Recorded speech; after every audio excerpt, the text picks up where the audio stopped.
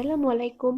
হাই friends, আজি আকৌ আপোনালোকৰ মাজলৈ মোৰ এই সোৱাদ চেনেলটোৰ জৰিয়তে এটা সোৱাদ লগা ৰেচিপি লৈ আহিলোঁ। মাটিমাহৰ দাইলৰ তড়কা ৰেচিপি। আহকচোন গোটা নহৰুৰ সৈতে মই কেনেদৰে বনালোঁ, বহুত বেছি সোৱাদ লগা হয়। এয়া মই দাইলখিনি ৰাতি তিয়াই ৰাখিছিলোঁ। এয়া চাওকচোন ধুনীয়াকৈ সিজি গৈছে দাইলখিনি।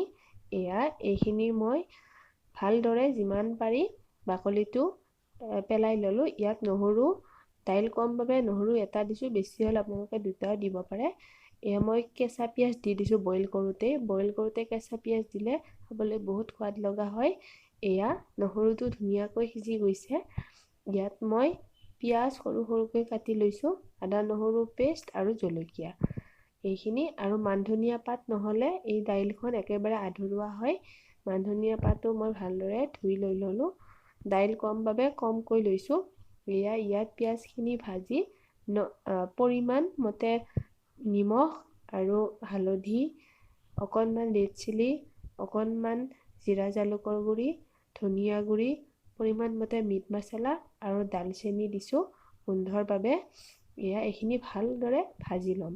একেবাৰে কম জুইত ভাজিব, পানী নিদিয়াকৈ। ভাজি থাকোঁতে পানী দিব নালাগে, তাত একেবাৰে দাইলখিনি পেলাই দিলেই হ'ব।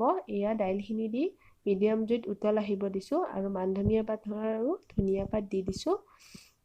এইখিনি হৈ গ'ল, বহুত বেছি সোৱাদ লগা হয়। এয়া চাওকচোন, আপোনালোকে দাইলৰ পৰিমাণ অনুযায়ী গোটা নহৰু দিব। নহৰুটো ভাঙি যাব দিলে ভাল নালাগে, এনেদৰে গোটে গোটে থাকিলেই খাবলৈ বহুত সোৱাদ লগা হয়। জলটো আপোনালোকে পৰিমাণ অনুযায়ী ৰাখিব।